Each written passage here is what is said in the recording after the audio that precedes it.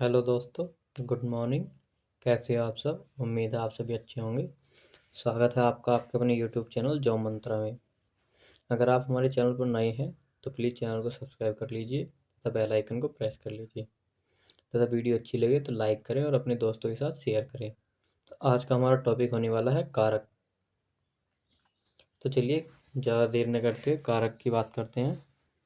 तो चलिए स्टार्ट करते हैं। कारक। तो कारक क्या होते हैं? वे शब्द जो संज्ञा या सर्वनाम का संबंध वाक्य के अन्य शब्दों से बताते हैं। संज्ञा या सर्वनाम का संबंध वाक्य के अन्य शब्दों से, तो वे क्या होते हैं? कारक। जैसे कारक सूचित करने के लिए संज्ञा या सर्वनाम के साथ जो चिन्ह लगाया जाता है उसे विभक्ति, प्रत्यय या परसर्ग कहा जाता है। अब बात कर लेते हैं कारक कितने प्रकार के होते हैं। हमने अभी देख लिया कि कारक होते क्या हैं।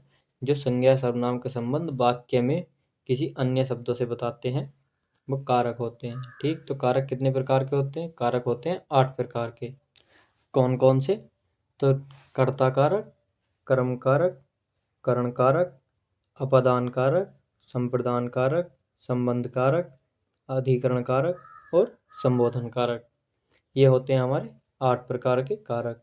तो सबसे पहले बात कर लेते हैं हम कर्ता कारक की कि कर्ता कारक होता क्या है।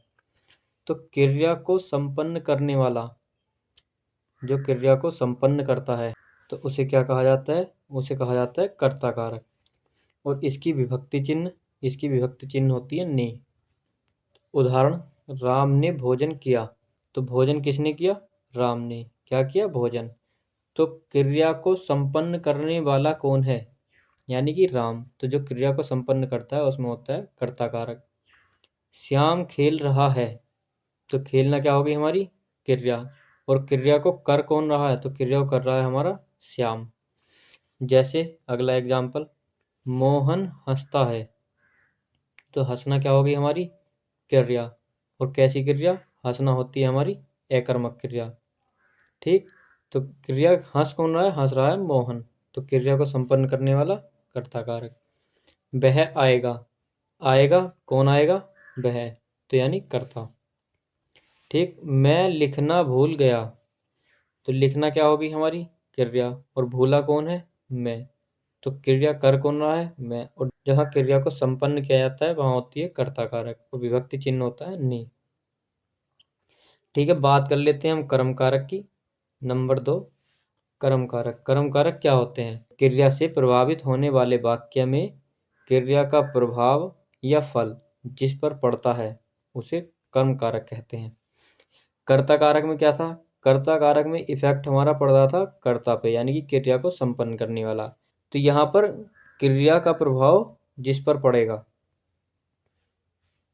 यानी क्रिया से प्रभावित होगा यहाँ पर। और वहां पर कर्ता कारक में क्रिया संपन्न, वहां पर क्रिया जो संपन्न कर रहा था तो वहां पर कर्ता, और यहाँ क्रिया का प्रभाव जिस पर पड़ेगा तो उसमें कर्म कारक। उदाहरण के लिए उदाहरण देख लीजिए, श्याम ने गीता को पत्र लिखा। तो श्याम ने गीता को पत्र लिखा तो यहाँ प्रभाव पड़ रहा है गीता पर, क्योंकि पत्र अगर होता सीधा सीधा कि श्याम ने पत्र लिखा तो क्रिया कौन कर रहा है? तो श्याम कर रहा है। लेकिन क्रिया हो क्या रही है? पत्र लिखने की। लेकिन पत्र लिखा किसको? गीता को। तो क्रिया का प्रभाव पत्र लिखना गीता को प्रभावित कर रहा है। ठीक, गुरु ने शिष्य को शिक्षा दी। अगर होता खाली गुरु ने शिक्षा दी तो क्रिया संपन्न कर रहे थे गुरुजी। तो गुरुजी तो वहां पर होता कर्ता कारक। लेकिन गुरु ने शिष्य को शिक्षा दी। अगर वे शिक्षा देंगे तो बुद्धिमान कौन होगा? बुद्धिमान होगा शिष्य। तो प्रभाव किस पर पड़ा? शिष्य पर। ना कि गुरु अगर शिक्षा देंगे तो गुरुजी थोड़ी विद्वान होंगे। बच्चे को कुछ सीखने को मिलेगा, शिष्य को। तो इफेक्ट किस पे पड़ रहा है? शिष्य पे। कविता ने कविता सुनाई। अब आप यहाँ कंफ्यूज नहीं होना है। जब कविता क्या हो गई? हमारी कर्ता। ये कविता सुनाई, सुनाना क्या होगी? क्रिया। क्या सुनाए? कविता। अगर किसी को कविता सुनाती है तो इफेक्ट तो उन पर्सन पर पड़ेगा ना जो कविता सुन रहे हैं। जैसे 4 लोग बैठे हैं और आप कोई कहानी सुनाओ तो ये थोड़ी कि आप अकेले अकेले हंसोगे। आप तो कहानी सुनाने वाले हो, लेकिन जहाँ जो लोग वहां पर बैठे हैं तो इफेक्ट किस पर पड़ रहा है? इफेक्ट पड़ता है क्रिया का सुनाने वालों पर। अब मैं इसकी और थोड़ी सी ज़्यादा पहचान बता देता हूँ। जहाँ को या दोनों ओर, चारों ओर, तीनों तरफ या जाने के अर्थ में, तो उसमें कर्म कारक होता है। को, दोनों तरफ, चारों ओर, तीनों तरफ या जाने के अर्थ में कर्म कारक। बात कर लेते हैं नंबर 3 करण कारक की। करण कारक क्या होते हैं? तो करण, करण का अर्थ होता है साधन। जैसे आपको नाम से पता चल रहा है करण का अर्थ साधन, तो इसमें बात किसकी होने वाली है? साधन की। और इसका विभक्ति चिन्ह से या के द्वारा। ये तो आप लोगों को हर कोई पढ़ाता है कि करण कारक की विभक्ति चिन्ह से या के द्वारा, से या के द्वारा, जहाँ से या के द्वारा है वहाँ करण कारक। लेकिन आप यहाँ पढ़ने वाले हो कुछ नया, कुछ अलग, डिफरेंट, क्योंकि आपको औरों से अलग बनना है। तो बात कर लेते हैं करण कारक। क्रिया का साधन, जैसे करण का अर्थ साधन, तो यहाँ पर साधन की बात की जा रही है। क्रिया का साधन या उपकरण, अर्थात कर्ता कार्य को संपन्न करने के लिए, जब कर्ता किसी कार्य को संपन्न करेगा, अगर ओनली संपन्न करता है तो कर्ता कारक, और इफेक्ट पड़ता है यानी क्रिया का इफेक्ट पड़ेगा जिस पर, तो वहाँ पर कर्म कारक। और जहाँ कर्ता किसी कार्य को संपन्न करने के लिए किसी उपकरण या साधन का प्रयोग करता है, तो वहाँ पर करण कारक होता है। ठीक, अब इसके उदाहरण देख लेते हैं। जैसे राम ने रावण को तीर से मारा, यानी राम ने मारा किसको? रावण को, तो इफेक्ट पड़ा रावण पर। लेकिन यहाँ पर उसका साधन दे दे, कैसे मारा? तो तीर से। अगर सिर्फ होता राम ने रावण को मारा तो होता कर्म कारक। ठीक, और यहाँ पर दे रखा है उसका साधन तीर से, तो करण कारक। नेक्स्ट एग्जाम्पल, मोहन लेखनी से निबंध लिखता है, तो यहाँ पर उसका साधन क्या है? लेखनी। लेखनी से लिख रहा है क्या? निबंध। ठीक, इसके एक्स्ट्रा फैक्ट देख लेते हैं। जैसे साधक के अर्थ में भी कर्ण कारक का प्रयोग होता है। साधक, जैसे कोई साधक है मुझसे चला नहीं जाता, यहाँ कोई उपकरण की बात नहीं की गई है, वह कर्ता ही साधक है कि कर्ता से चला नहीं जाता। उदाहरण दो, नम्रता से बात करो, तो साधक कौन है यहाँ पर? खुद कर्ता ही साधक है, तो नम्रता से बात करो। और एक्स्ट्रा पहचान, कोई अंग या भंग होने की बात की जाए, या किसी के साथ की बात की जाए, या समय पूछना या बताने की बात की जाए, तो कर्ण कारक। ऐसी पहचान आपको आज से पहले कहीं देखने को नहीं मिली होगी, तो इसलिए कहता हूँ वीडियो को लाइक कीजिए, अपने दोस्तों के साथ शेयर कीजिए, और हमारे चैनल को सब्सक्राइब कर लीजिए। और अगर वीडियो अच्छी लगे तो लाइक करना, और अन्यथा डिसलाइक कर देना, तथा कमेंट सेक्शन में अपने सुझाव जरूर देना। अब इसका और भी एक्स्ट्रा फैक्ट्स हैं। जैसे मूल्य या भाव पूछने के अर्थ में, अगर कोई मूल्य या भाव पूछा जाता है तो वहाँ भी कर्ण कारक का प्रयोग किया जाता है। जैसे आप मार्केट जाते हो और पूछते हो आलू किस भाव बिक रहा है, तो सिर्फ पूछना है। अगर वो बताए कि 5 रुपये किलो बिक रहा है तो इसमें अलग होगा, और मैं ये अभी नहीं बताऊंगा, मैं यह बताऊंगा आगे कि कैसे होगा और किस में होगा। कंफ्यूज बिल्कुल नहीं होना, सिर्फ इतना ध्यान रखना है कि मूल्य या भाव पूछने के अर्थ में, सिर्फ पूछना। नेक्स्ट, कोई उत्पत्ति सूचक अर्थ में यह कर्ण कारक का प्रयोग होता है, या जब कोई वस्तु यंत्र द्वारा अलग हो। कैसे? अभी आपको अभी तो समझ नहीं आई, लेकिन एग्जाम्पल से समझ आ जाएगी। कोयला खान से निकलता है, तो कोयले की उत्पत्ति कहाँ से हो रही है? खान से, तो उत्पत्ति की बात की जा रही है। मैं बताया था ना उत्पत्ति सूचक अर्थ में, तो कोयला खान से निकलता है तो कोयले की उत्पत्ति की बात की जा रही है। गन्ने के रस से चीनी बनाई जाती है। ठीक, वैसे तो गन्ने यहाँ पर वस्तु यंत्र द्वारा अलग होगी, क्योंकि गन्ने से चीनी निकलेगी तो किसी यंत्र द्वारा निकलेगी ना। लेकिन आप इसको ऐसे भी समझ सकते हो कि चीनी की उत्पत्ति गन्ने से हुई है, तो दोनों सेंस निकल जाएंगे इस वाले एग्जाम्पल में। ठीक, नेक्स्ट पॉइंट की बात करते हैं। जहाँ पर प्यार, मित्रता या बैर, इन तीनों का कोई भी सेंस हो, तो वहाँ पर कर्ण कारक का प्रयोग किया जाता है। ठीक, अब एग्जाम्पल समझते हैं कैसे। राम की रावण से शत्रुता थी, लेकिन यहाँ पर कुछ लोग संबंध कारक लगा देंगे, काकी के रारी रे, तो ऐसा कुछ नहीं होने वाला। फैक्ट से समझिए, तथ्य, बस ये बेस समझिए उसका कि हाँ ऐसा है क्यों। हमको सिर्फ ये नहीं समझना है कि विभक्ति चिन्ह ये है तो हमारी ये लगा दो, वो है गलत। हमको समझना है कि ऐसा क्यों है, ऐसा इसलिए है कि जहाँ प्यार या मित्रता या दुश्मनी का भाव हो, वहाँ पर हमारा करण कारक। राम जी का विवाह सीता जी के साथ हुआ, कोई भी एकदम देखते ही लगा देगा संबंध कारक। लेकिन जहाँ प्यार, मित्रता, शत्रुता, वहाँ पर हमारा करण कारक। बात कर लेते हैं संप्रदान कारक की। संप्रदान कारक, जिसके लिए कोई क्रिया संपन्न की जाए, तो यहाँ पर बात की जा रही है जिसके लिए क्रिया संपन्न भी होगी, प्रभाव भी पड़ेगा, लेकिन जिसके लिए संपन्न होगी तो वहाँ पर होता है हमारा संप्रदान कारक। या जिसे कुछ प्रदान किया जाए, जैसे हम किसी को कुछ दे देते हैं। तो आप लोग संप्रदान कारक और संबंध कारक में बहुत ही ज़्यादा कंफ्यूज होते हो कि सर संबंध कारक होने वाला है संप्रदान कारक। तो आज के बाद no doubt, no tension, no suspense. तो देखिए इसकी विभक्ति की बात कर लेते हैं। तो को, के लिए, हेतु या निर्मित। ठीक, जहाँ पर हेतु या निर्मित हो वहाँ पर भी संप्रदान कारक। जैसे राम भाई के लिए मिठाई लाता है, तो राम ने मिठाई किसके लिए लाया? अपने भाई के लिए। तो यहाँ पर क्रिया जब किसी और के लिए संपन्न की जाती, तो यहाँ मिठाई लाना क्रिया और किसके लिए? भाई के लिए। बच्चे को किताबें देनी है, तो किताबें किसको देनी है? बच्चे को। तो कार्य किसके लिए हो रहा है? किसी और के लिए। ठीक, बाढ़ पीड़ितों को चंदा दीजिए, तो चंदा दिया जा रहा है किसको? बाढ़ पीड़ितों को। तो क्रिया यहाँ भी किसी और के लिए हो रही है। वह मुझसे मिलने आई, तो वह आई है लेकिन किसके लिए? मेरे लिए और मिलने के लिए। तो वह आई है मुझसे मिलने के लिए, तो यहाँ पर भी क्रिया किसी और के लिए हो रही है। अब आपको बाकी बच्चों से अलग बनना है, तो यहाँ पर देख लीजिए, जहाँ नमस्कार या सदा के लिए कोई वस्तु देनी हो, तो वहाँ पर संबंध कारक बिल्कुल नहीं लगाना है, वहाँ पर संप्रदान कारक होगा। अब मैं एग्जाम्पल समझाता हूँ। पिताजी को सादर प्रणाम, पिताजी को सादर प्रणाम यानी नमस्कार की बात की जा रही है, संप्रदान कारक। मैंने भिखारी को भीख दी, तो यहाँ पर बच्चे कहते हैं भिखारी को भीख दे दी, अपदान कारक होगा, यानी भीख तो दे दी, अपदान हो गया, संबंध हो गया, भिखारी को भीख दी।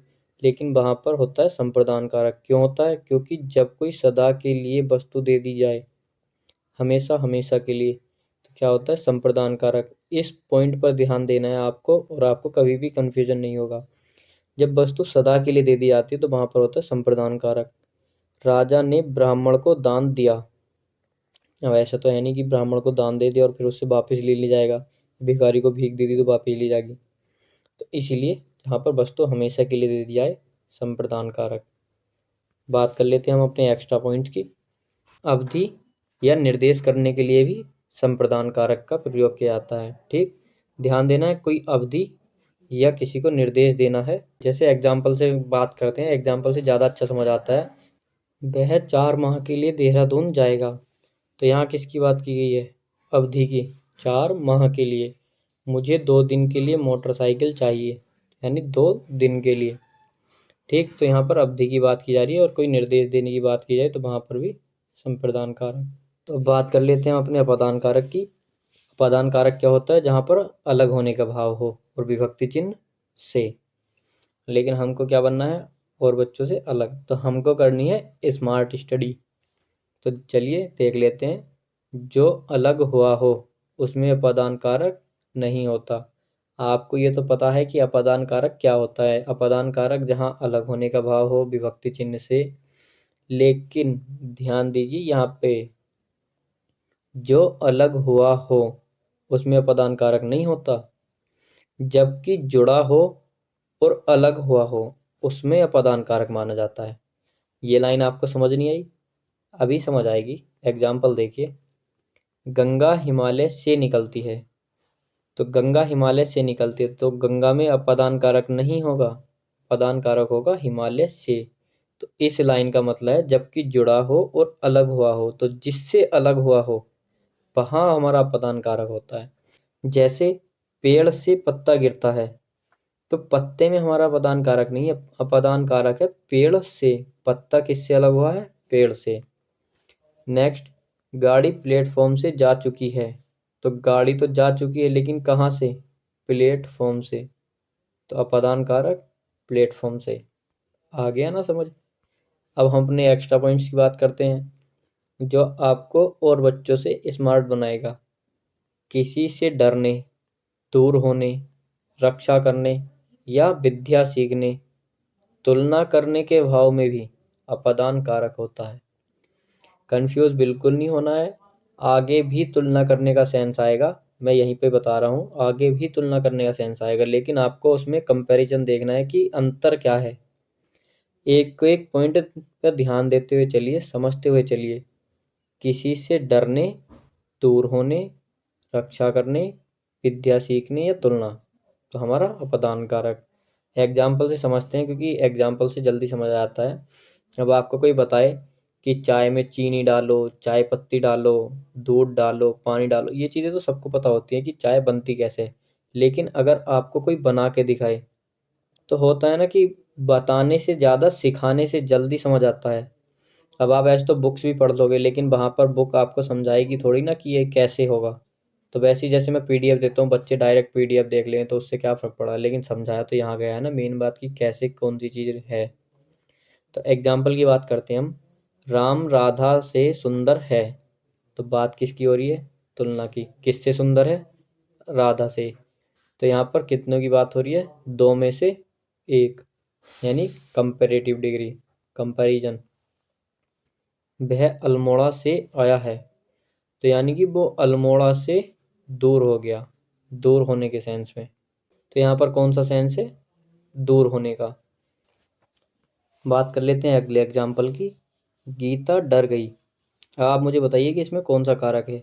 गीता डर गई, तो इसमें कोई विभक्ति चिन्ह या कोई सा कारक आपको समझ आ रहा है? लेकिन अगर आपने हमारी वीडियो देखी है तो आपको समझ आ रहा है, क्योंकि डरने के सेंस में अपादान कारक। तो हुए ना आप औरों से स्मार्ट। Next example. उसने मुझे हानि से बचाया, तो हानि से बचाया यानी कि तुम्हारी क्या की उसने? रक्षा। तो रक्षा करने सेंस में अपादान कारक। मेरा घर शहर से दूर है, तो शहर से दूर है, अपादान कारक। चलिए बात कर लेते हैं संबंध कारक की। संबंध कारक, इसमें दो पदों का संबंध बताया जाता है, और मेन बात इसमें विभक्ति चिन्ह जरूर मिलेगी आपको। तो विभक्ति चिन्ह काकी के, रारी रे, नानी ने। एक संज्ञा सर्वनाम का दूसरे संज्ञा सर्वनाम से संबंध स्थापित करने के लिए संबंध कारक का प्रयोग होता है। जैसे गंगा का पुत्र भीष्म धनुर्विद्या में निपुण था, तो कौन था? गंगा का पुत्र। एक संज्ञा का दूसरी संज्ञा के साथ संबंध। मोहन का भाई सोहन, तो यहाँ पर संबंध कारक। ये तो हर किसी को पता होता है, लेकिन हम बात करने वाले हैं अपने एक्स्ट्रा पॉइंट्स की। जैसे स्वामित्व या अधिकार प्रकट करने के लिए संबंध कारक का प्रयोग किया जाता है। जैसे आप किसकी आज्ञा से आए हो, तो यानी कि आप किस अधिकार से आए हो, किसकी आज्ञा से आए हो। नेक्स्ट, कर्तव्य प्रकट करने के लिए संबंध कारक का प्रयोग किया जाता है। जैसे प्रेमचंद के उपन्यास, तो उपन्यास पे यहाँ पर चाहे स्वामित्व देख लीजिए या कर्तव्य है। तो उपन्यास किसके हैं? प्रेमचंद के। प्रेमचंद के उपन्यास का स्वामी कौन है? प्रेमचंद। कबीरदास के दोहे। परिमाण प्रकट करने के लिए भी संबंध कारक का प्रयोग होता है। जैसे परिणाम परिमाण चार, चार पदों की कविता, तो यहाँ परिमाण है चार पद। ठीक, तो कौन सा होगा? संबंध कारक। जैसे मोल भाव प्रकट करने के लिए, पीछे बताया था कि मूल्य पूछने के लिए, लेकिन यहाँ पर मोल भाव प्रकट करने के लिए, यानी 20 रुपए के आलू, 50,000 की मोटरसाइकिल, तो मोटरसाइकिल कितने की है? 50,000 की। आलू कितने के हैं? 20 रुपए के। ठीक। अब जैसे अगला पॉइंट, वस्तु सदा के लिए न दी जाए। पीछे हमने वस्तु दी थी सदा के लिए, और यहाँ पर ध्यान देना है वस्तु सदा के लिए नहीं देनी, न दी जाए।